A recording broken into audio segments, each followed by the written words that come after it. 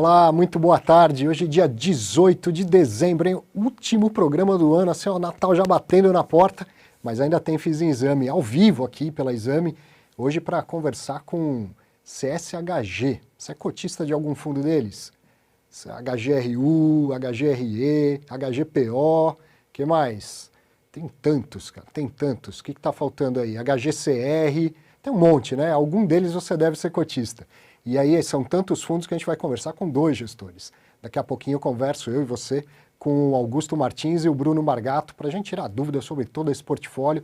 Foi um ano muito intenso, né? Muitas emissões, muitas compras, vendas, crise no meio do caminho. Certeza que a gente vai fechar esse ano aqui em altíssimo nível com essa conversa e eu e você vão aprender muito. Antes, como de costume, eu quero dar um recado, quero tirar algumas dúvidas e aí daqui a pouco a gente começa esse papo. Vamos lá? Primeiro, ó, o recado, Construindo Renda com Fundos Imobiliários já está no ar, está disponível. Nesse momento tem centenas de pessoas aprendendo a investir melhor em fundo imobiliário. Foi um sucesso o lançamento, assim, vendeu muito mais do que a gente esperava e isso importa mais para mim, importa para Exame. Agora eu quero saber do que importa para você, que é superar a sua expectativa como aluno, como cliente. Então, principalmente você que já está fazendo, manda um recado aí. Me diz como que está sendo o curso, se está gostando, e você que ainda está em dúvida, pode fazer, que eu garanto que vai te deixar assim, com autonomia, com tranquilidade para fazer os seus próximos investimentos em fundos imobiliários. 2021 está aí. Vamos falar de algumas dúvidas, chegaram algumas bem interessantes. Primeiro aqui, ó, a Irene Soares pergunta os principais papéis para uma carteira de longo prazo. Irene, claro que essa resposta assim, teria que ser bem ampla e bem estruturada, mas você está pensando em longo prazo e seu objetivo é renda, fundos grandes, bem diversificados, e eu tendo a te dizer também, ó, pega os fundos um pouco mais longevos, os que já passaram aí por anos nessa indústria. Não, a gente está passando por uma crise, mas não é a primeira, nem vai ser a última. Foram os fundos maiores que conseguiram atravessar bem as últimas crises, te ajuda bastante a pensar que conseguirão atravessar os momentos bons e os momentos ruins. Mas começa por aí, pelos maiores fundos e bem diversificados. E acompanha sempre o Fiz em Exame e tenho certeza que você vai aprender bastante. Hoje, por exemplo, você vai conhecer vários fundos e quem sabe um deles pode ser um desses eleitos para o seu portfólio. Mais uma pergunta aqui, ó. Essa é bem comprida, aliás, quem mandou foi o Ulisses. Você já percebeu, né, Ulisses, que eu dei uma resumida até para caber aqui. Primeiro quero te agradecer pelas suas palavras generosas, eu até cortei aqui para a gente deixar menor. A pergunta é o seguinte, ó, ele fez uma introdução maior e ele pergunta sobre o BBFI11B, que é o BB progressivo, não aquele de agências, não é o BB progressivo 2, é um primeiro, mais antigo, que tem 2 imóveis. Por conta de uma vacância muito elevada e possível dificuldade de repor inquilinos, seria razoável pensar que o valor patrimonial desse fundo pode estar descolado da realidade, talvez por eventual mudança na metodologia de precificação do ativo? Se os laudos de avaliação forem historicamente baseados no fluxo de caixa descontado, uma eventual modificação da metodologia necessária devido aos encerramentos do contrato pode remarcar o ativo em valor substancialmente menor? Faz sentido essa teoria? Essa é a primeira pergunta.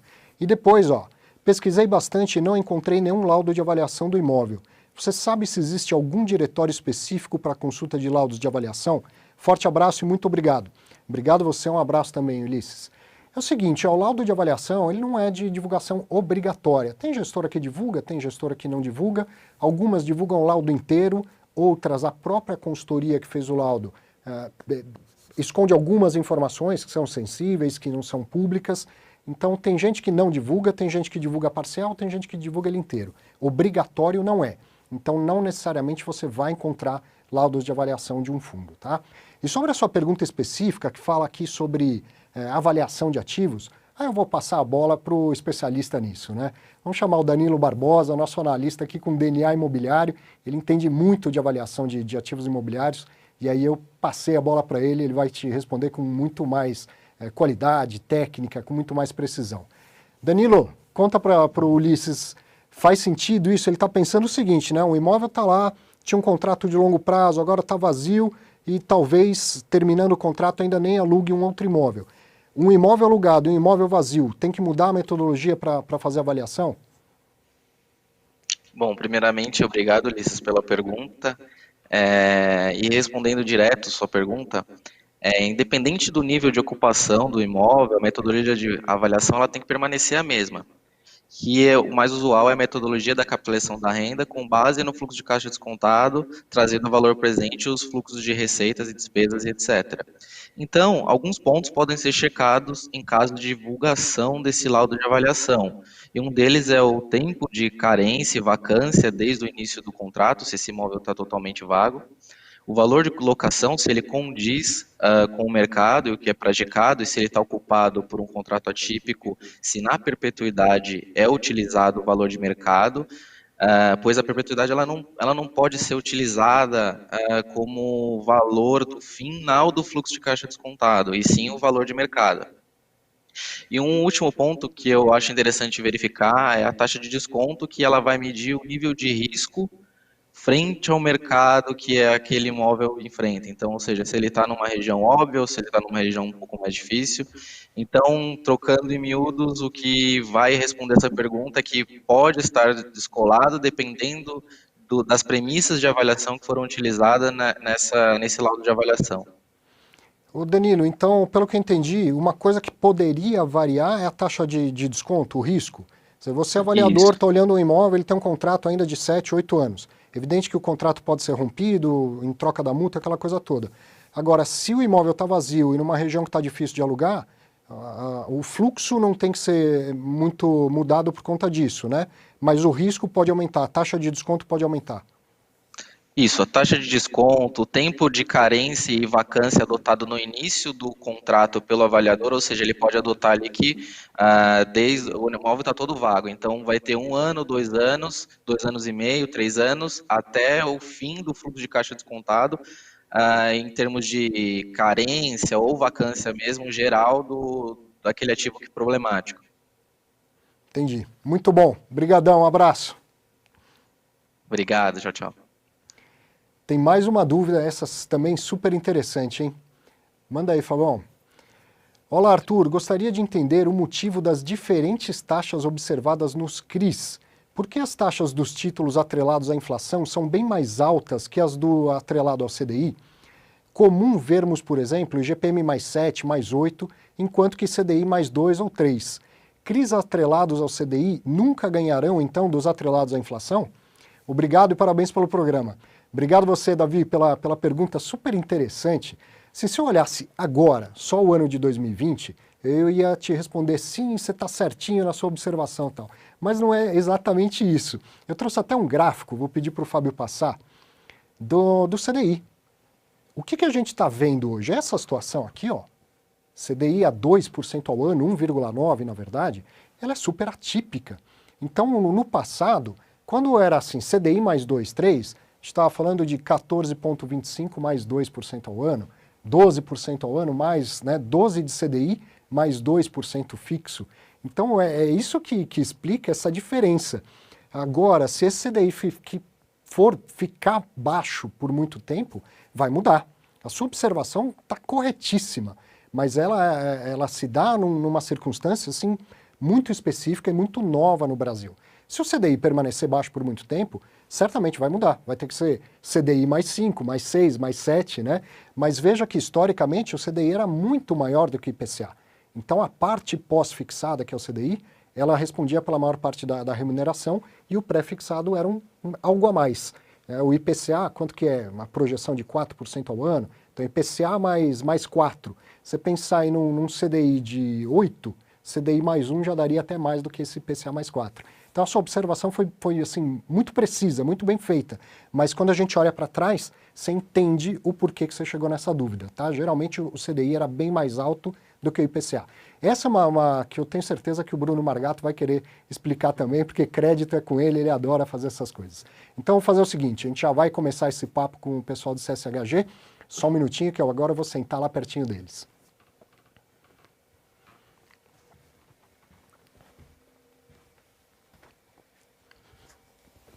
Aê, agora sim. Augusto, Bruno Margato, muito obrigado pela presença. Fim de ano tem que ser, né? Porque é tanta emissão, tanta coisa ao mesmo tempo, que só a hora que dá uma parada que vocês conseguem vir, né? Obrigado mesmo. Pra gente é uma honra, né? Porque se eu tô certo, essa provavelmente é o último FIS em exame do ano. Sim. Então, óbvio, é sempre especial estar aqui. Acho que a última vez que a gente esteve junto foi online, né? Foi online, não é a mesma coisa. A gente não conhecia esse estúdio bonito aqui ainda. Pra gente é um prazer imenso estar aqui, especialmente no último do ano. É um prazer enorme. Acho que a gente já tinha tentado fazer algumas vezes. E estamos aqui para tentar ajudar aí os cotistas, responder as dúvidas e dar um... Essa é uma das dúvidas panorama dos cotistas. Assim, pô, o CSHG não vai lá, o Kinea não vai lá. Quando falam das grandes gestoras, é importante a gente explicar a questão do período de silêncio, né? Tem muita oferta, porque são muitos fundos, então ela está o tempo todo com alguma oferta pública. E a CVM proíbe, né? Ela impõe lá um período de silêncio. Então, às vezes, você pode até falar, mas está fazendo a oferta do HGRE, por que não vai falar do HGRU? Mas às vezes, por prudência, o próprio compliance pede para, olha, melhor não falar sobre nada, não é isso? Perfeito. A instrução CVM 400, que dispõe de forma bem precisa a história do período de silêncio e, de fato, os bancos internacionais têm uma leitura, acho que mais conservadora, de forma prudente. E, obviamente, a gente sentia ali, às vezes, um pouco de distância, né? Queria comunicar melhor, mas isso fez com que a gente ficasse um pouco mais distante aí das lives, das entrevistas, mas eu acho que esse período atual mostrou que isso também talvez não seja tão bem verdade, né? A pandemia fez com que muitos viessem a público até por obrigação, então eu acho que olhando para frente talvez isso fique até um pouco melhor. Eu já vi que a CVM pensa em mudar isso e, na minha opinião, precisa mudar, porque a instrução 400 ela serve para tudo. Para ação, para debênture, para fundo imobiliário, para CRI, e não são todos iguais, né? Eu acho que o fundo imobiliário precisa de uma comunicação maior do que uma companhia quando vai fazer uma emissão, coisa assim. Mas o importante é que vocês estão aqui, então vamos aproveitar, porque tem muito assunto para falar. Muito fundo. Queria começar com essa pergunta aí. O que você achou da pergunta dele? É dúvida pertinente, mas no período atual. Super. Bom, eu estou nesse negócio já faz tempo, fazendo crédito e etc., e realmente a gente nunca passou por isso, né? A primeira CDI vez tão que baixo, né? o CDI, a projeção atual, né, que na verdade é o que o CDI está estampado na tela, ele é menor do que a própria inflação corrente. Então está acontecendo essa característica. Mas aí quando você olha a curva longa, você ainda tem uma distância entre o CDI projetado e a própria inflação. Então se você for olhar as próprias taxas atuais em que as operações estão saindo, como as operações de CRI são operações de duration aí de 5, 10 anos, então quando você pega a curva entre 5 e 10 anos, a projeção do CDI ainda é 5, 7, 8%, o que faz ser maior do que a inflação e você ter ainda um prêmio sobre a inflação. Mas aí você foi preciso, né? Se a gente tiver o CDI por mais tempo abaixo da inflação, você pode ter sim a inversão do prêmio de risco sobre a inflação e o prêmio de risco sobre o CDI. Sim, esse complemento que você falou foi importante, porque o CDI ele é pós-fixado, não é porque ele está 2 agora que ele o CRI vai pagar esses 2 por todo o período, né? Perfeito. Se o CDI for subindo, vai subindo também. Agora, nessa situação em que ele está 1,9 de CDI e eu tenho um cupom de 4, o papel fica quase que pré-fixado, concorda? Porque eu tenho o dobro da remuneração pré-fixada e metade da remuneração pós-fixada. Quando a taxa de juros subir, essa parte pré aqui, ela vai trazer um pouco de volatilidade para o preço, faz sentido? Total. O que antes não era assim, porque o cupom pré era pequenininho perto da parte pós. Perfeito. Isso basicamente explica os riscos atuais que estão implícitos na curva, né? Então, eu acho que hoje o país vive um momento mais complexo, até por conta de tudo que a gente está passando do lado fiscal e pandemia, né? Junta as duas coisas, os prêmios de risco de fato estão maiores. E aí, a hora que você precifica tudo isso, de fato, você acaba tendo essa incongruência.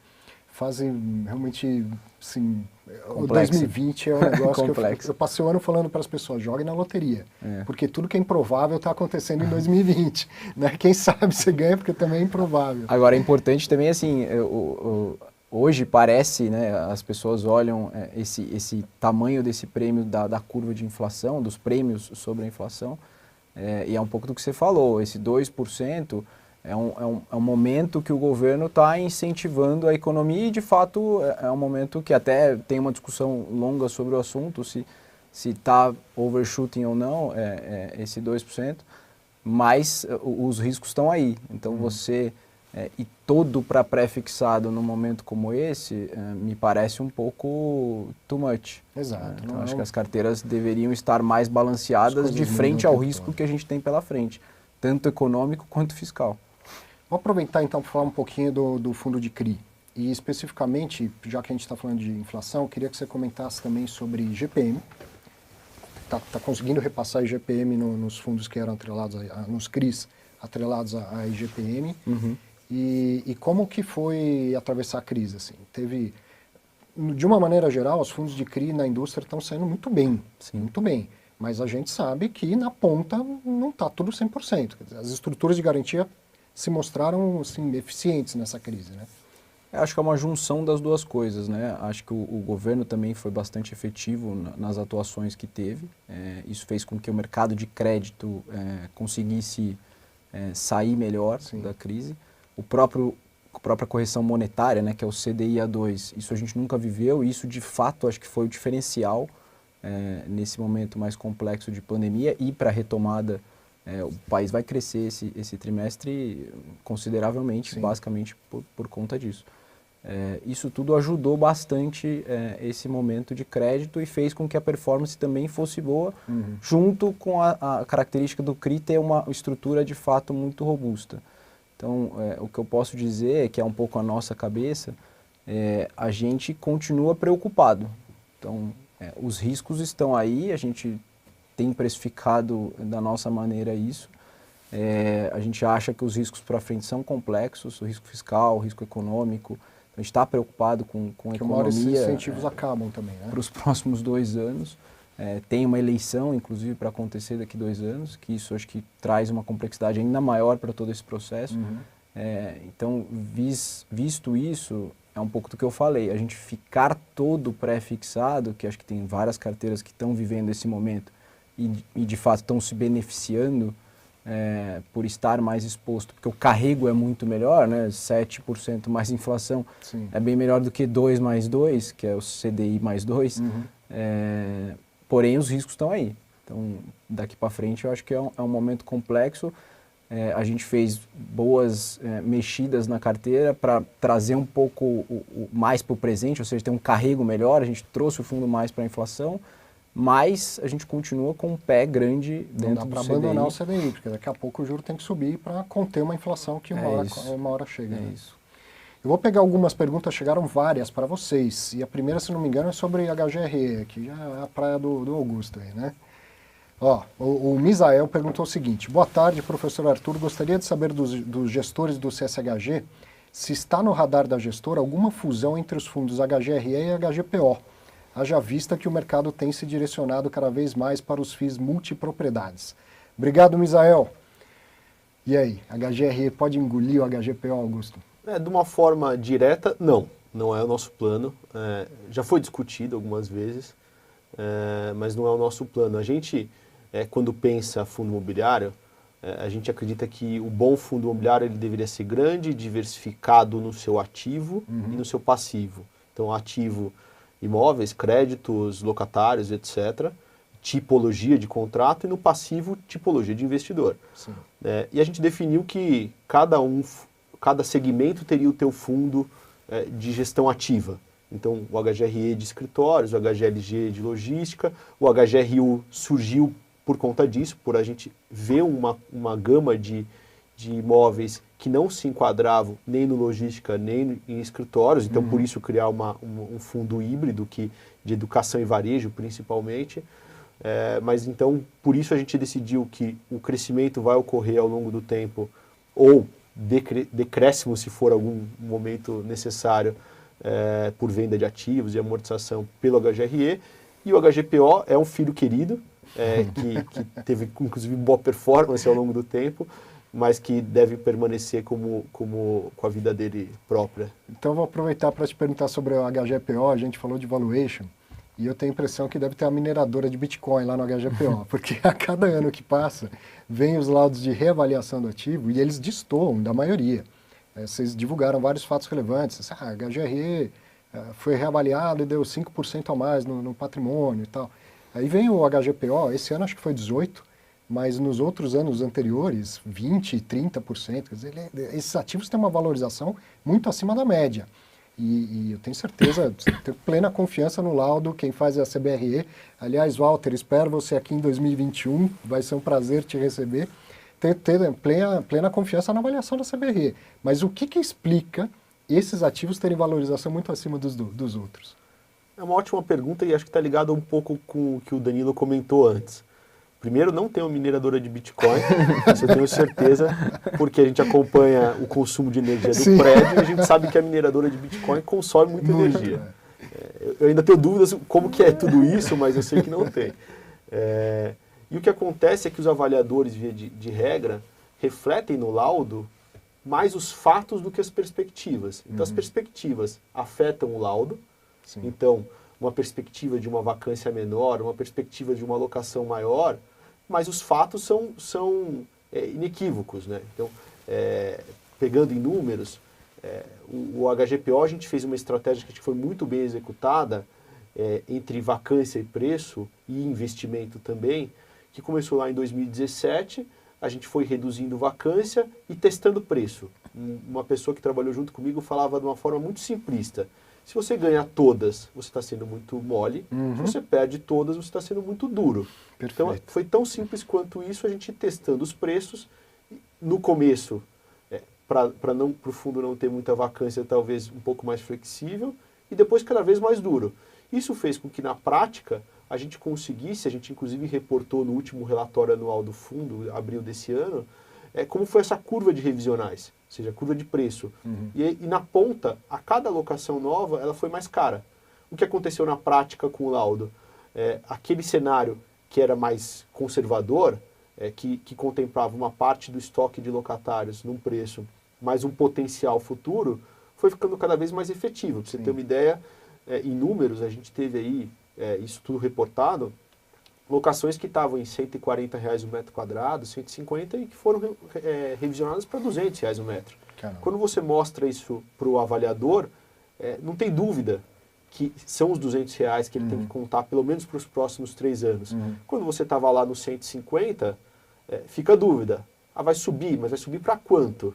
Então, acho que o laudo tem refletido a realidade do prédio, em que a gente conseguiu manter ele realmente com uma boa locação, com uma vacância baixa e com investimentos. A gente inclusive deve mostrar no início do ano aí um ciclo importante de investimentos para o prédio, em que a gente vai melhorar de forma significativa, vamos dizer, do térreo para baixo e do último andar para cima, o heliponto. Então, acho que esse o efeito, eu concordo, o laudo é bem feito, é confiável, e ele está mostrando uma junção de perspectiva, mas principalmente no último ano, dados e fatos concretos das transações. Tem um lado micro dessa história que eu acho que também é relevante, né? Que o HGPO, lá em 2015, a hora que esse laudo foi levado para baixo, que na minha visão talvez um pouco exagerado, porque tinha uma junção ali da Amaury com o momento de mercado. Então, o momento foi muito ruim, né? Foi um ciclo imobiliário complexo e inclusive econômico. E a própria rua teve o seu problema. Quem mora aqui em São Paulo sabe um pouco do que eu estou falando. Então, isso levou tanto o aluguel para baixo quanto o laudo. E aí o micro vem junto agora também. Então, o prédio se beneficiou muito do crescimento da indústria financeira e da pulverização que houve de assets e crescimentos, tanto do asset management quanto de XPs, né, de escritórios e etc. Então, criou uma necessidade de espaço por aquele tipo de ativo. E o Itaim mesmo não tem tanta opção, né? Isso. Se for para outros bairros, tudo bem, mas no Itaim tem pouquíssima com essa opção, qualidade, né? pouquíssimo. Então, o micro também ajudou muito o empreendimento. Piorou muito e ajudou muito. Sim. O posicionamento do prédio, a gente conta, de fato, nos dedos de quase uma mão, são 6 prédios que é o perfil de escritório boutique em região central. Então, além do Metropolitan e Platinum, que são os 2 prédios, tem mais outros 2 ali, um na esquina com a Tabapuã, o outro também na mesma esquina. Então são poucos prédios e em função disso a gente até brinca que provavelmente nós somos o lado do mercado financeiro que tem a maior relação raiz com o mercado financeiro, porque a gente é provavelmente o maior locador de assets. Então a gente fala que daquele lado onde tem às vezes um fundo multimercado, super sofisticado, ou um fundo de ações, no fim do mês ele também paga alocação para a gente, assim como as outras indústrias. Deixa eu aproveitar que a gente está falando de escritórios e falar do HGRE. Foi um ano super intenso, né? Alavancagem, reforma, crise, vendas. E teve um dos relatórios que vocês escreveram lá, estamos out of the game. Eu achei isso super legal. Por enquanto a gente está fora de novas compras. Mas fizeram vendas. E inclusive vendas que foram assim, com prejuízo. Se fosse contar a TIR, se fosse contar todos os aluguéis, acredito que o resultado é positivo. Mas preço pago, preço vendido, com prejuízo. Então, eu queria que você contasse um pouco de tudo isso. Eu, quando falo para investidores, tem alguns fundos que você vai vender com prejuízo. Tem hora que você tem que sair de uma posição. Acho que foi mais ou menos isso que motivou sair de uma posição ainda que com prejuízo. Mas essa é a parte mais recente da história. Eu queria que você começasse um pouco antes e falasse como foi esse ano, como está sendo fazer retrofit, como que foi lá no meio da crise você saber que tinha uma parcela muito grande para pagar agora em dezembro, que foi paga, soltou o fato relevante essa semana, né, e não tinha todo o dinheiro lá, enfim, como que foi o ano do HGRE? A gente brinca que se eu não pagasse os 129 milhões e 500 mil reais, a gente ia para o Serasa, né? Então, vamos passar pelo menos o ano livre do Serasa. Mas brincadeiras à parte, assim, primeiro o HGRE é um fundo que tem muita história. Sim. Bom, o CSHG tem muita história, no negócio a gente pessoalmente tem muita história, né? Tá, o CSHG 17 anos nesse mercado imobiliário, eu desde 2006, Margato estruturou o primeiro fundo de CRI em 2009, então assim, não é uma aventura para nenhum dos lados.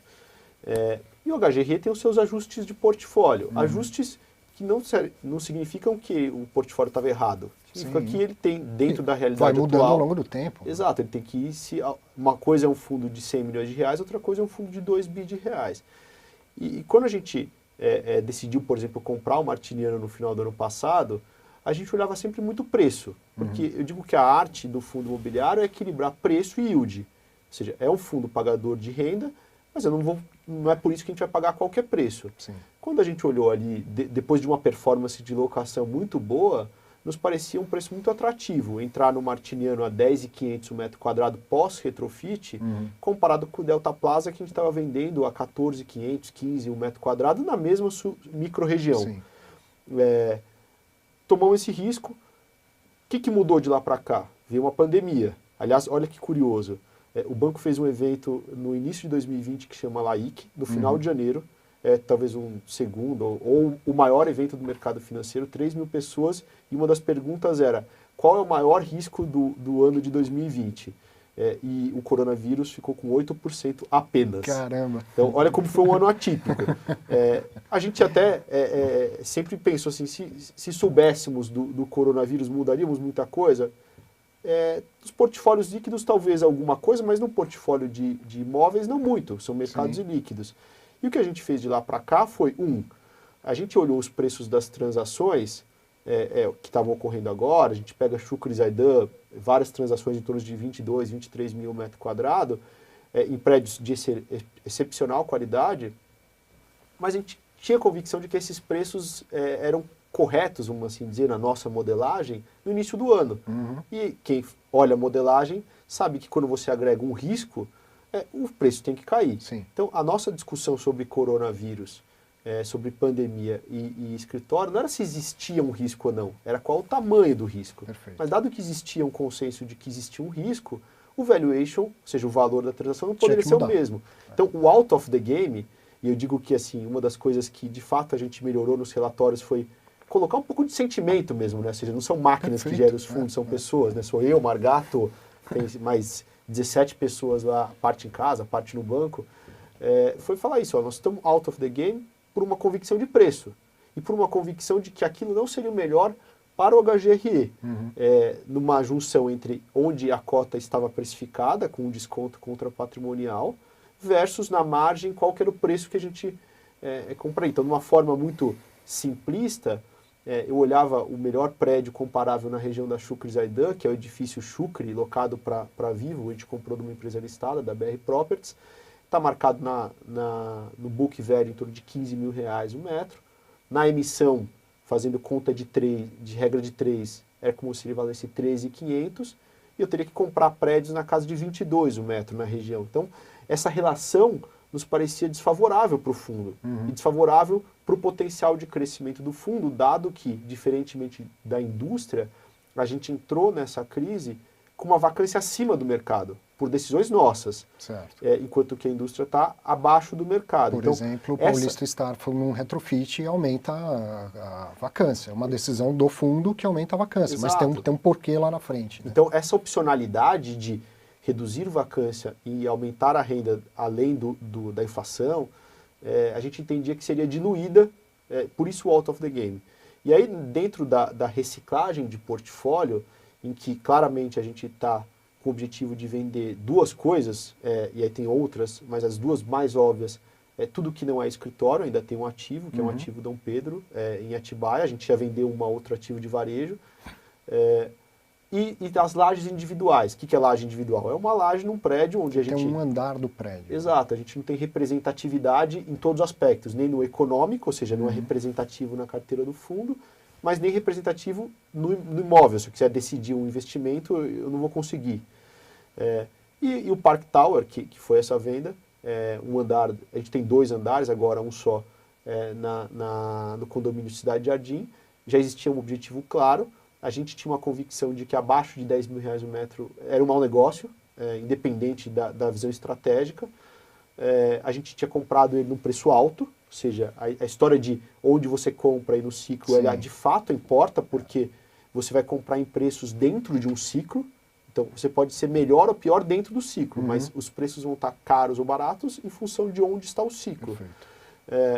E decidimos de que forma a gente pensava assim, como que eu vou equilibrar essa venda, que ela é importante para o fundo, tem fit estratégico, sem machucar a renda. Então, a história de equilibrar decisões de portfólio com a renda. Quando a gente, então, no meio da pandemia, conseguiu uma conversa para venda para um ocupante, então, por isso, pagando mais do que o laudo, né, do último laudo, 30% acima do último laudo. Foi legal que você explicou isso também, né? Esse motivo tem a ver com as benfeitorias do imóvel, né? Não é que o laudo tivesse fora de mercado, né? Tinha algo ali dentro do imóvel que justificou o valor, né?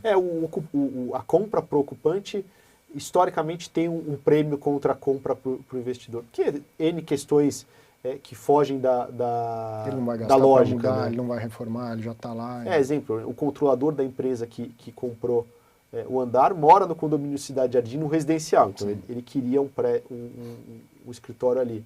Então, a gente decidiu, falou, não vou deixar de vender algo que está no preço correto, com um prêmio, na nossa visão, acima do que era o mercado, porque representa um prejuízo em regime de caixa. E aí a gente tinha, vamos dizer, a vantagem de ter um momento agora do segundo semestre muito forte em geração de caixa. A gente, inclusive, já publicou que vai ter uma renda adicional em dezembro, adicional aos 65 centavos por cota da última distribuição. Então, a gente aproveitou esse momento para efetuar essa venda e continuar entregando nos trilhos a visão de longo prazo, de concentrar regiões líquidas, concentrar imóvel de qualidade. Respondendo a pergunta agora há pouco na abertura, eu falei, olha, procura fundo grande, bem diversificado, e aqueles um pouco mais longevos, né? E é isso que você está falando, um fundo com mais de 10 anos, como é o caso do HGRE, em algum momento o portfólio vai precisar de uma reciclagem.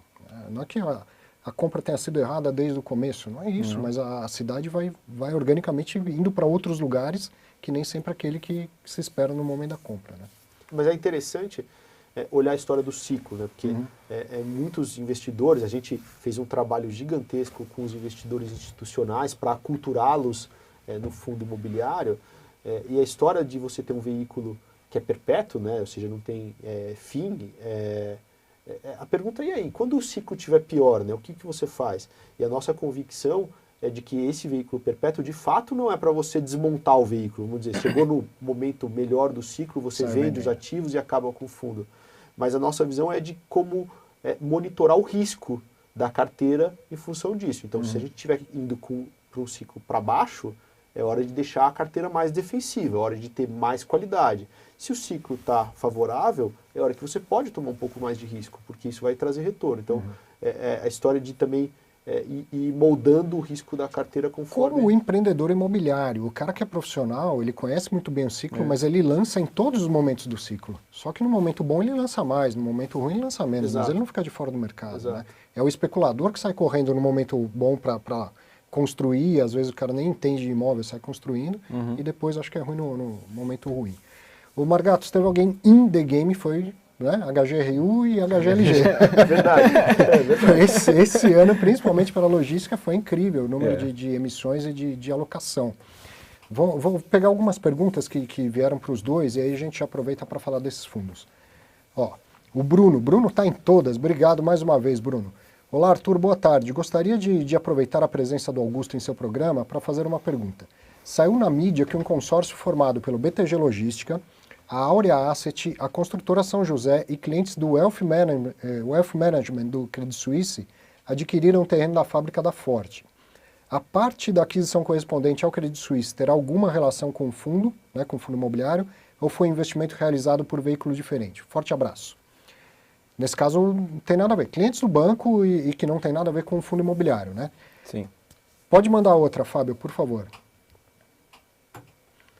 Olá, o fundo tem planos, quem manda é a Natália Cristina de Oliveira. O fundo, e aí nesse caso ela está se referindo ao HGLG, tem planos de investir em mais galpões em outras regiões fora do Sudeste? Como vocês veem esse potencial? E aí, galpão fora do Sudeste? Já tem alguns, né? Algumas compras recentes foram até para lá. Última. Como que analisa isso? É muito diferente estar próximo de São Paulo e estar em outro estado? Posso dar um passo para trás aqui para Pode, explicar claro. um pouco o racional e aí acho que eu entro exatamente na pergunta dela. A gente, ao longo do ano passado, a gente veio sempre tentando fazer as aquisições em momentos que tivessem um pouco mais favoráveis. Então, a gente usou o momento da pandemia para conseguir boas negociações e entrar principalmente em mercado de São Paulo, onde a disputa, de fato, pelo lançamento de vários outros fundos estava ferrenha. Sim. Então os preços estavam um pouco descolados daquilo que a gente gostaria de pagar por conta de risco, né? A gente achava o risco-retorno não muito adequado. Então a gente conseguiu fazer essa primeira pernada de negociação em ativos core São Paulo, que dá uma substância boa para o fundo, mas logística a gente entende que ela é boa no país inteiro, né? O país inteiro precisa ser abastecido e não só São Paulo. Óbvio, São Paulo é onde você tem menor risco, porque é uma cidade muito mais desenvolvida, onde tem um abastecimento muito maior e os preços de terra também são mais constantes. Mas a gente começou sim, na medida em que o ciclo aqui em São Paulo começou a subir um pouco o preço, a gente tomou duas medidas, porque a gente de fato achava o risco-retorno muito ruim.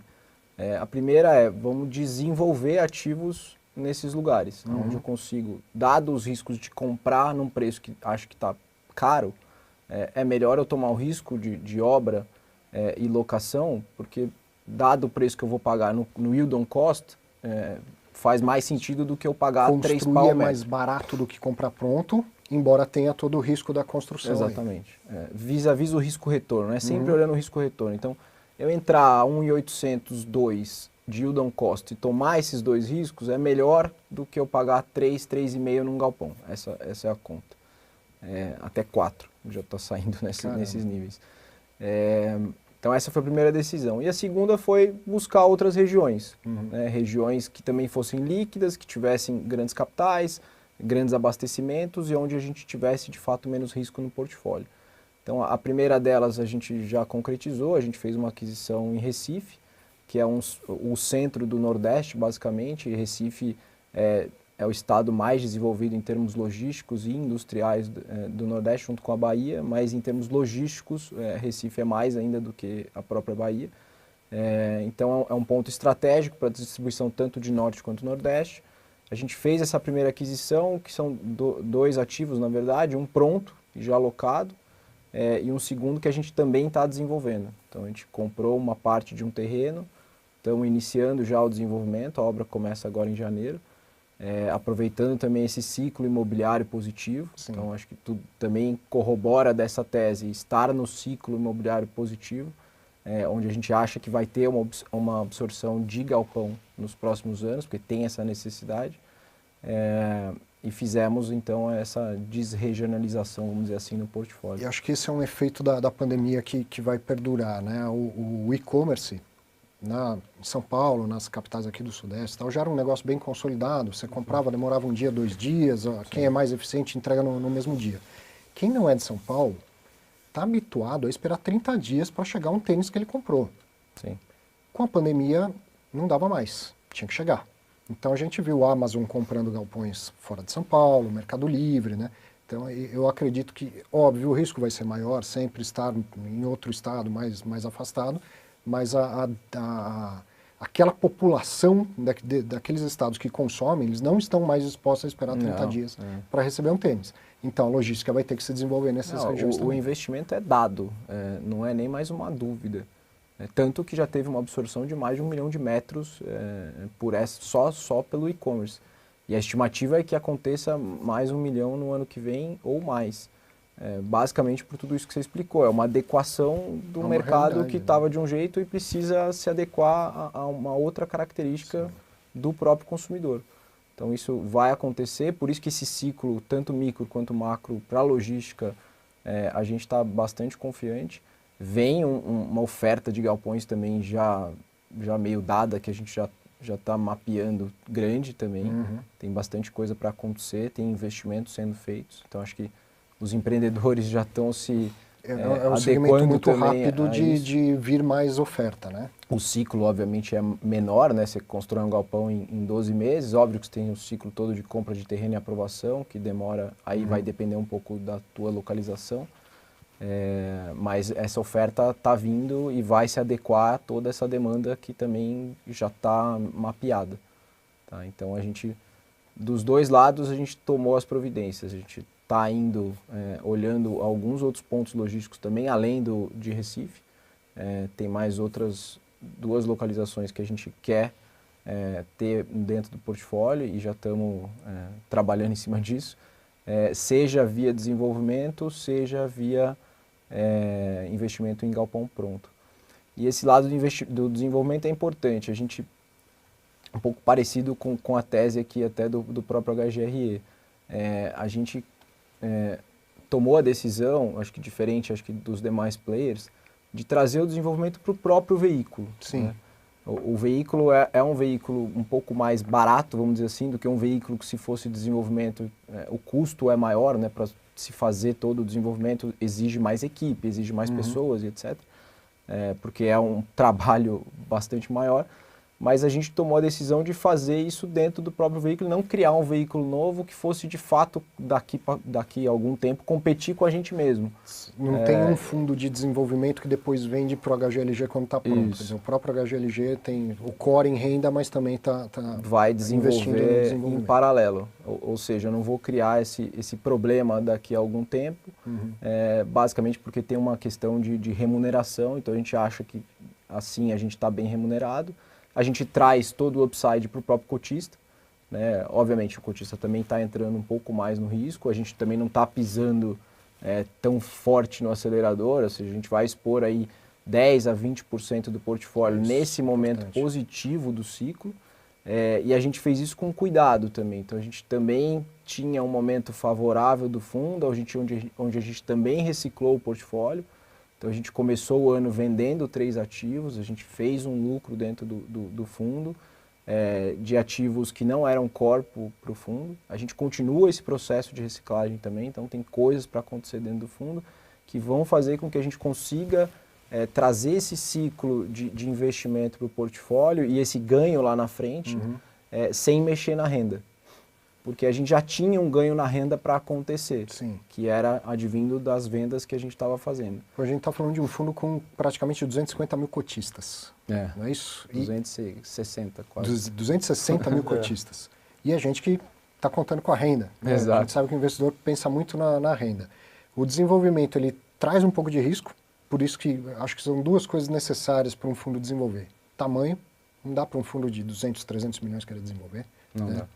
Tem que ter tamanho e tem que ser numa parcela relativamente pequena do portfólio para não mudar o perfil de risco. Perfeito. Né? Porque o investidor ele compra num cenário não quer ver esse perfil mudar no meio do caminho. É isso. Uma das coisas que é utilizada pensando na renda é a renda mínima garantida, o aluguel, a locação garantida, coisa assim. Explica esse processo rapidamente. Vale a pena para o fundo? Vale a pena para o cotista? Ele encarece a compra?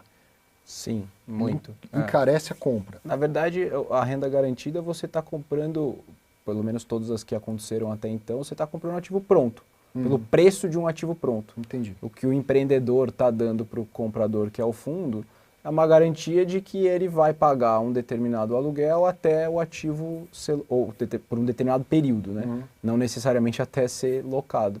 Então você blinda um pouco o risco da locação nos primeiros meses depois de pronto.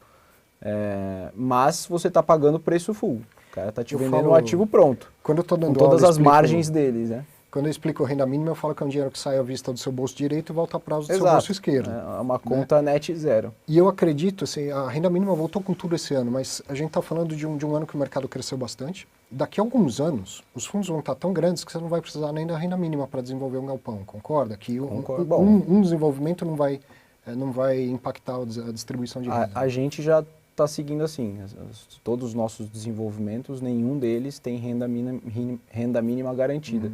O cuidado que a gente teve, exatamente para começar esse processo de desenvolvimento de parte do portfólio, foi entrar em desenvolvimentos que tivessem um menor risco, ou seja, que já tivessem na etapa obra. Né? Porque dentro do desenvolvimento você tem todo o período de compra de terreno e aprovações, e aí você entra a obra e locação. Então você teria 3 riscos aqui para mitigar. O que a gente trouxe nesse primeiro momento, até para diminuir o ciclo e a gente conseguir fazer essa exposição sem prejudicar a renda, foi trazer deals de desenvolvimento que já tivessem nesse meio do caminho. Isso. Então, mais próximos de começar a obra. Então, a gente vai colocar dinheiro em ativos que têm essa característica, que a gente compra o terreno, mas a obra começa muito rápido, porque os projetos todos já estão praticamente aprovados. E é uma obra rápida, né? E a obra é rápida e a gente consegue tomar esse risco e está dentro do nosso flow aqui. E aí um ponto importante só para adicionar é que o objetivo de extrair renda não muda. Ou seja, não é que virou um fundo de desenvolvimento. Sim. Você entrou num ciclo anterior. O que o Margato falou de custo, ele está falando de custo de estrutura, né? Ou seja, um fundo de desenvolvimento você vai pagar 1,5% de taxa de administração, ou seja, a gente usou a estrutura do HGLG, que hoje tem a vantagem de ser o fundo mais barato, 0,60%, o maior fundo, e tentar levar tudo isso a favor do cotista. Ou seja, então, isso nos habilitou a colocar um pé no desenvolvimento sem diluir a renda e carregando um upside, né, um potencial de acréscimo de renda no futuro grande. Então essa foi a ideia. E outra, matando o conflito de interesses na origem. Porque assim, você tem várias formas de mitigar conflito de interesses. Mas se você tivesse um veículo de desenvolvimento imobiliário paralelo, em algum momento pode ser que você concorresse pelos mesmos locatários, por exemplo, do HGLG. Então o fato de estar tudo num veículo só já mata o conflito de interesses na origem. Não tem essa história. Ou seja, se tiver um locatário de logística, vai ser dentro desse portfólio, ponto. Entendeu? Então essa foi a ideia. Foi que forma a gente faz para gerar upside, para gerar acréscimo de retorno para o fundo, com limite de risco e sem conflito de interesse. Então a ideia é mais ou menos por aí. Muito bom entender. Tem mais perguntas. Vamos ver que agora acho que elas são a respeito do HGRU. Um fundo recente, mas que já cresceu bastante. Já tem 2 muito parecidas, então até juntei. O Mário Sérgio e o Renato, basicamente eles querem saber o seguinte: por que imóveis educacionais dentro de um fundo de varejo? O Mário perguntou, o HGRU se tornou um excelente fundo de varejo, faz sentido manter imóveis educacionais? E o Renato, o HGRU, como a gestão vê o risco EAD para os imóveis educacionais do fundo? Então faz sentido ter educacional, o outro tem educacional. E a educação à distância? É um fator novo que traz mais risco para imóveis educacionais? Deixa eu só fazer uma parte ao Margato, que é o gestor do fundo, né? Mas um ponto é, o HGRU, acho que a gente acertou muito no nome, renda urbana, que muitos até copiaram depois. Né? Então ele não é um fundo de varejo, é um fundo de renda urbana. Então ele tem imóveis na malha urbana, imóveis que a gente fala standalone, né? Ele não pode comprar shopping, por exemplo. e pode ter varejo, pode ter educação. Então, inclusive, ele nasceu com um ativo de educação, o primeiro ativo. A porta tem que dar para a rua, é essa a ideia da renda urbana? A porta do imóvel tem que dar para a rua.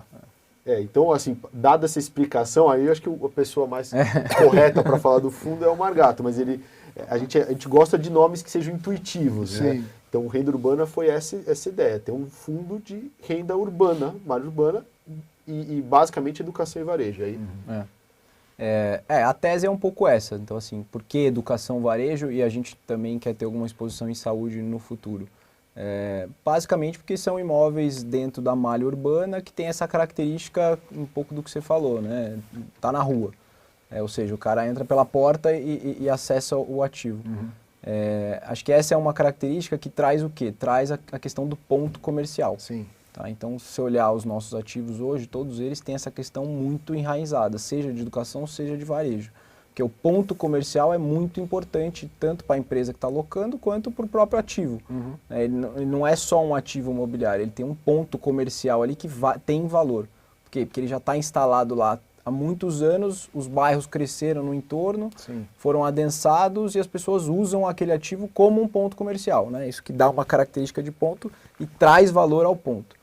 Então, acho que essa é a principal característica do HGRU. Isso explica um pouco porque como está posicionado o HGRU em educação. Né? Quando a gente olha educação dentro do fundo, a gente não está em ativos de educação fora de centros urbanos ou afastado de centros urbanos. Que tem também, tem vários ativos de educação com essa característica. Que são até os que estão sendo mais debatidos aí no mercado pelas próprias empresas de educação. Agora, os ativos muito bem localizados dentro de centros urbanos de educação, a gente continua muito confortável e acreditando que esses ativos vão continuar performando muito bem. Ainda que saia uma empresa de educação lá, você faz uma reforma e entrega uma outra destinação para aquele ativo. Eu acho que nem outra destinação, eu acho que o próprio setor vai absorver. Vis-a-vis o que acabou de acontecer dentro do portfólio. Aproveita para explicar isso, até porque eu expliquei errado, você me deu um puxão de orelha com toda a razão, aproveita para explicar essa situação. Uma escola estava lá ocupando, a outra foi lá e engoliu a escola e falou, quero seu ponto. Então, ali a gente tem um exemplo hoje claríssimo disso. Então, vai sair uma empresa de educação, outra vou transformar em outro ativo? Não. Aquilo é um ponto de educação. E por que aquilo é um ponto de educação e o MC na Vila Leopoldina é um exemplo claríssimo? Porque tem 2 metrôs que passam próximo, um metrô e um trem, do ativo. O ativo está numa localização super adensada, ou seja, dentro da capital São Paulo. Faz sentido ter um ativo de educação? Faz. Faz sentido daqui 5 anos com o EAD? Faz. As pessoas, tudo que a gente leu, todos os papers de educação que você lê e houveram, essa discussão não é de pandemia, né? Essa discussão já existe há 10 anos. Né? O EAD já foi discutido há muito tempo, ele vem crescendo, mas vem crescendo aonde? Norte, Nordeste, Centro-Oeste. Por quê? Porque de fato lá precisa. Né? É difícil para as pessoas se locomoverem para centros urbanos e estudarem com qualidade. Então faz todo sentido você ter o EAD para trazer qualidade para a educação. Nos grandes centros urbanos não faz sentido, porque você não está trazendo qualidade, você está tirando qualidade. E não sou eu que estou dizendo isso, é o aluno que está dizendo isso. Então todas as pesquisas que foram feitas em cima do setor dizem isso. Os alunos não querem estudar dentro de casa porque perde a qualidade, eles preferem estudar dentro da faculdade. Perde um intangível aí que é contato, né? Se aproximar dos professores, se aproximar das pessoas. Que faz toda a diferença pro business educação, né? Eu estou fazendo doutorado e passei um ano completamente frustrado assistindo aula olhando para as paredes. Não é a mesma coisa. Não é a mesma coisa. Pô, imagina o nível de networking, de contato que se faz num doutorado. E eu, esse ano, não fiz. Não fez nada, né? Então, eu adoro o EAD. Eu sou professor, eu adoro educação. E eu acho que elas são perfeitamente... Elas cabem as duas coisas. Mas o EAD substituir o contato pessoal, eu também não acredito que vai acontecer. Agora, não faz sentido, né, para a qualidade. Agora, além de tudo isso, a gente olha a dependência operacional, olha a importância, olha o ponto, olha preço. Assim, tudo isso... tem que se juntar com um preço atrativo. Então, quando a gente olhou Vila Leopoldina, a gente sabia que não era um prédio como o IBMEC do Jardim Oceânico, que contrato atípico e tal. Então, por isso ele precisava ser mais barato. Então a gente olhou e falou, eu compro esse ativo, ele é decente, ele tem os fundamentos básicos de real estate, de infraestrutura, tá, mas tem que ter um preço, né? Não poderia, e acho que a gente entrou nesse ponto num preço muito atrativo e depois teve uma vantagem. Esse preço melhorou ainda mais, porque uma coisa que o mercado talvez não tenha entendido claramente, a gente até debateu muito como escrever o fato relevante, mas o que aconteceu de uma forma simplista foi que a gente reduziu o preço e manteve o cap. Então, assim, se você compra por 10% um ativo... Sim, no cap acertou a conta toda. Exato. Então, e no final das contas isso significou o quê? Uma redução de preço por metro quadrado. Então, o investimento em cap rate se manteve na prática o mesmo, mas a gente teve aí uma troca de locatário, acho que não cabe a gente falar que se melhorou ou piorou o perfil, mas o novo locatário, inclusive, tem a possibilidade grande de ir à bolsa, fazer IPO, uma coisa que a gente vê com bons olhos, e num preço que ficou mais atrativo. Então, esse ponto é importante, porque a gente olha tudo isso e olha preço, né?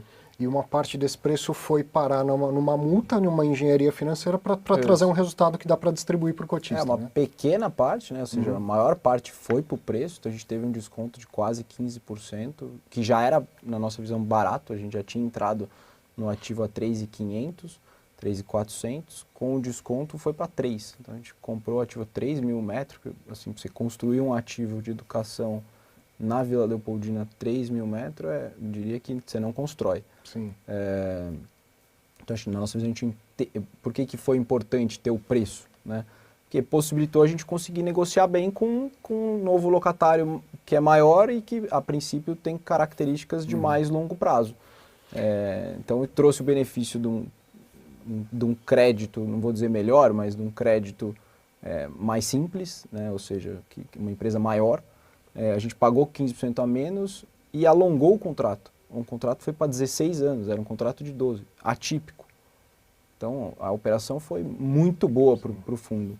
Isso, obviamente, vai refletir no preço do ativo. Eu quero falar um pouquinho da operação com as pernambucanas. A gente já está quase estourando o tempo e hoje vai estourar um pouquinho, viu, Fábio? Já te aviso. Já acabou o tempo? Quase, são 3h59 já. Caraca. Mas a gente começou uns minutinhos depois também. Queria falar um pouquinho rapidamente de pernambucanas e não desistir daquela ideia da gente trazer o Meyer e fazer um só sobre pernambucanas. Vamos fazer. Que eu acho que foi uma operação muito emblemática assim, teve outras operações no ano de valores muito maiores, de bilhões de reais e tal, mas essa é uma operação tão pulverizada e que levou o fundo imobiliário a tantas cidades, né? Até a metrópole da onde minha esposa natural, Dracena, no interior de São Paulo, uma grande metrópole, agora tem um imóvel do HG Rio lá, que é o ativo das casas pernambucanas. E para quem olha, assim, às vezes você vai pô, não, é um ativo que não é um ativo das novas aquisições do HGE, tudo lindo, bonito, espelhado. É uma loja antiga lá no meio da cidade e tal. Fala um pouco dessa operação, qual foi a importância dela para o fundo esse ano. Vamos lá. A gente já tinha vontade para o RU de pulverizar um pouco, né, o risco. A gente tinha um risco concentrado em educação, que a gente tem 5 ativos, e em varejo alimentício, né, que a gente tem uma posição no grupo Big de 600 milhões e indiretamente via o SPVJ no açaí, né, são 2 atacadistas. Sim. Então a gente queria trazer novos varejos para dentro do fundo, além de alguma coisa de saúde. Então a gente conseguiu, né, nessa busca de melhoria do portfólio, de ter essa diversificação, fazer essa transação com a Pernambucanas, que também, obviamente, tinha vontade de fazer um leaseback das lojas deles, que faz sentido para o momento atual da companhia. E eles têm essa característica, né? A Pernambucanas é uma empresa centenária que cresceu no interior de São Paulo e aí foi crescendo ao longo de todo o Brasil. Na verdade, ela começou no Nordeste. Também não sabia disso, na minha visão tinha começado no interior, e cresceu muito em São Paulo, ele tem muito pulverizado aqui no interior, e com essa característica, atendeu o público C e D em cidades menores, né, tanto nas maiores quanto nas menores. Então, pontos comerciais muito importantes dentro das capitais, mas também pontos comerciais nas cidades de 100 mil, 500 mil habitantes. Dracena, não vou me lembrar Dracena, quantos tem. uns 40 mil habitantes. Em Dracena. Fora de Dracena temos 200 mil já, mas lá morando não chega a 40 mil. Acho. Que é exatamente esse ponto. A hora que você faz uma loja em Dracena, ela não vai só atender Dracena. Né? É aí que a Pernambucanas olha. Ela atende um raio de inflexão de 200, de 100 quilômetros, aí vai depender da cidade, que as pessoas vão para uma determinada rua dessa cidade fazer compras, né? E essa é a característica. Então, se olhar as lojas que a gente comprou, todas elas estão na melhor localização de cada cidade dessa. Tenho certeza que em Dracena vai estar na rua de comércio de Dracena. Até porque tem duas ruas lá. Também não teria tem muita duas opção. E está em uma dessas duas. Tem lá a Igreja Matriz, tem a Caixa Econômica Federal, a loja dos Correios, tem E a Pernambucanas. Tem muitos amigos da minha esposa de Dracena aqui, eu estou falando bem da cidade, hein? Não vão me dar bronca depois. Agora, olha que interessante essa transação da Pernambucanas, coisas que a gente foi aprendendo pelos históricos do portfólio e tal. A gente decidiu colocar um fator de renda variável. Sim, isso foi super legal isso também. Por quê? Porque a gente acredita que tem uma gama de lojas que vai sim pagar mais do que o aluguel mínimo. E aí você está na rua, mas com um contrato de shopping. Exatamente. Isso, né? Outro ponto, a gente colocou lá uma coisa que pouca gente prestou atenção, vários prazos de locação. Sim. Mas por que tem uma parte que é 12, outra parte que é 14? E a gente não quis concentrar momentos de vencimento de contrato num único ano, para deixar esse risco de poder de barganha de um lado ou de outro mitigado. A gente vê aí fundos de varejo que tem agora, em 2022 e 2023, uma concentração de vencimento, como que isso fica sensível ao investidor, né? Pode estar num momento super bom para o locatário ou para o locador, não dá para saber como que é o mundo daqui 10 anos. Então, a ideia foi, vamos mitigar isso. Então, vamos separar, uma parte das lojas vence num ano, outra parte vence no outro, e você vai negociando em bloco. Então, tem vários detalhezinhos assim que a gente procurou para deixar a transação, na nossa visão, com uma visão de longo prazo mesmo. Bem interessante. Eu mesmo não tinha entendido o porquê do escalonamento. Tem contratos de 10, 12, 14 e 16. Foi um pedido nosso. Agora está explicando. A transação era uma transação de vencimento único, começou em 14 anos e a gente, por risco, né, e por ver até o que estava acontecendo, né, também não é nenhuma mágica, a gente já estava vendo o que estava acontecendo com os fundos de agência. Falou, concentrado todo esse negócio, a gente não sabe se esse poder de barganha vai ser nosso ou deles. Sim. Porque daqui 10, 12, 16 anos, puta, se eu soubesse o que ia acontecer... Tava fácil. Não tava aqui. Fábio, faltou alguma pergunta das que vieram? Não, né? Então eu vou fazer mais duas bem rapidinho para a gente não estourar muito. Primeiro, você falou aí já umas 2, 3 vezes que vem saúde para o HGRU. Qual é o perfil do imóvel de saúde que vocês buscam para um fundo imobiliário? Não é um hospital em si? Não, nem pode. Nem pode. Por regulamento? Por regulamento a gente não pode entrar em hospital. O perfil é clínica, basicamente, de diagnóstico, né? Que é o que a gente tem mais olhado, que a gente acha que faz sentido. Sim. E aí tem algumas clínicas diferentes, de olhos. Então, tem alguns imóveis que contemplam vários tipos de clínica. Esse é o tipo de ativo que a gente gostaria de ter. Que, obviamente, dentro das mesmas características. Grandes centros urbanos, muito bem localizado grandes e que tenha inquilinos. Bons inquilinos de longo prazo e que tenha enraizado essa questão comercial mesmo, né? Tem um ponto ali, ou seja, aquele ativo seja de saúde por um determinado tempo. Sim. As pessoas vão lá, já conhecem, etc. Exato. Então, tem essa necessidade daquilo já ser um ativo de saúde, né? Que é igual a educação, se o IBMEC sair dali, as pessoas já estudam no IBMEC, naquele bairro, há 15 anos, e daqui 10 anos vai ser mais ainda. Faz sentido ali não ser um ativo de educação? Teria que mudar toda a estrutura do bairro, pode acontecer, né, como já aconteceu. É raro, mas pode. Não, aqui em São Paulo, eu dou aula na FPCAF, que fica no prédio onde era o IBMEC. Onde era o IBMEC antes de virar INSPER, né? Isso. O IBMEC ficava ali, do lado do Shopping Paulista. Aí, numa operação como fundo imobiliário, eles foram para Vila Olímpia.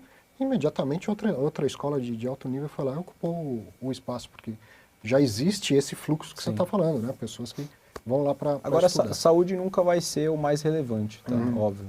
Até pela quantidade de ativos disponível para a saúde. Então, a gente quer ter o pé, mas obviamente a maior concentração sempre vai ser em varejo, né? Nem em educação, vai ser varejo, a gama de ativos em varejo é muito maior. O que a gente deve buscar é também continuar diversificando o varejo.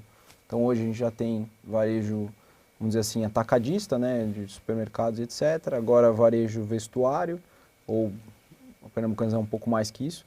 E a gente está olhando outras coisas também, como construção e outros tipos de ativo. Para exatamente ter um fundo mais blindado, mais diversificado, para não ter o risco de um determinado vencimento ou de um determinado Esse é tipo de ativo mesmo, né? A vocação é varejo, o uso é saúde, né? É isso. Então, Isso. O uso hoje pode ser, quando tiver, vai ser de saúde, mas a vocação é de imóvel de varejo. Esses imóveis de saúde também costumam ser super bem localizados, Exato. perto de metrô, Tem que aquela ser, coisa né? toda. Para a gente encerrar, na mesma carta que teve o Out of the Game, vocês terminaram dizendo assim, uma gestora não vive do que tem, não é isso? Queria que você desse essa mensagem do que vive uma gestora. Vocês terminaram lá falando, olha, a gente não vive do que está aqui sob gestão, a gente vive do futuro. Então, queria que você explicasse e desse essa mensagem para quem está assistindo. A gente vive de retorno no final das contas, né? Eu acho que a armadilha do fundo imobiliário e a armadilha para o gestor é que ele não tem resgate. Então, você pode, num momento melhor de mercado, ceder a essa armadilha e trazer mais dinheiro do que você consegue fazer trabalhar. É como a gente disse, o fundo cresce pelo ativo, não pelo passivo. As transações são ilíquidas e se você não tem onde alocar, não traz dinheiro, não traga o dinheiro. Então, o nosso compromisso, uma parte razoável dos nossos recursos pessoais, dos nossos fundos, é com retorno. E se o retorno dá certo, todo o resto dá. Então, a gente vive do retorno para quem? Para o investidor. E aí tem um dado interessante, né? Quantos investidores entraram nos nossos fundos esse ano? Então, a gente vive de retorno para esses caras, que hoje são quase 560 mil investidores. Caramba. Eu até anotei aqui para não esquecer, 236 mil investidores Entraram em 2020? entraram nos nossos fundos, sendo que 150 mil em ofertas públicas. Ou seja, quando a gente imagina que cada um deles colocou a sua senha no home broker, assinou um boletim de subscrição, é um número muito razoável, né? O pessoal gosta de comparar com estádios de futebol, né? A gente pode pegar um estádio pequeno, dá quase 3, 4 talvez, né? Se pegar um estádio grande, são os 2. Mas é muita gente. Então, eu acho que o nosso compromisso é esse, não o nosso, de qualquer gestor, né? A gente está nesse ramo de gestão de recursos. O pessoal fala que é o OPM, né? Others People Money. É uma responsabilidade muito grande. Eu lembro assim, cada vez que a gente toma uma decisão, a gente brinca isso, eu lembro de uma pessoa, quando a gente, lá no banco, 4 anos atrás, fez uma assembleia ordinária e um cliente muito relevante falou assim, Augusto Margato, eu sou um investidor, executivo aposentado de uma multinacional, consegui juntar um volume razoável dos meus recursos e 90% dos meus recursos estão nos fundos de vocês. Nossa. Eu dependo dessa renda para pagar o meu aluguel, minhas contas, as contas da casa da praia, o presente do Natal da minha neta. Então, quando a gente tomar a decisão para esses... que parece às vezes que é um número meio jogado, né? O que são 550? São 550 mil pessoas que têm anseios, que têm compromissos, que têm objetivos, que vão usar aqueles recursos para viajar, para trabalhar, para pagar a conta, para complementar eventualmente um desemprego. Então, é isso. E pessoas de todos os tipos, né? Que acho que isso que é bacana nesse nosso mundo de fundo imobiliário, né? E de todas as classes sociais. Todas né? as classes, todos os tipos. Então, desde o cara que tem uma cota, que custa R$100, até o cara que tem milhões dentro de um fundo. Então, esse cara paga o presente de Natal e tem um que está lá complementando a renda mesmo. Exatamente. Ou precisando daquele dinheiro para pagar a conta de luz. E a responsabilidade, né? É isso que tem que estar na cabeça do gestor o tempo todo. Exato. Gente, muito obrigado. Estouramos aqui uns minutinhos. Espero que em 2021 vocês voltem e não sejam só no último programa de dezembro. Foi realmente uma baita oportunidade de tê-los aqui. Eu aprendi muito e quem assistiu com certeza também. Obrigado mesmo, um excelente Natal e um baita 2021 para todos. Obrigado pelo convite de novo. Assim, são números que às vezes nos impressionam. Até uma última coisa, quando a gente soma nosso portfólio, dá hoje 9 bi de reais, que não é maior do que uma property company dessas listadas.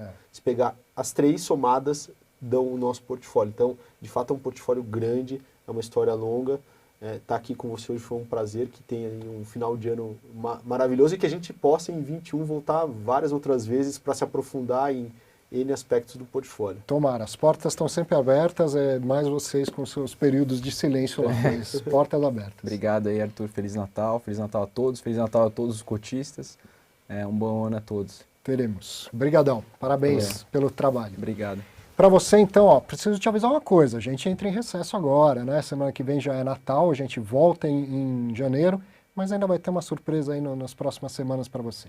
Muito obrigado pelo seu tempo, pela sua atenção, um excelente Natal, um ótimo 2021, a gente volta ao vivo em 2021. Grande abraço e aproveite bem o seu final de semana.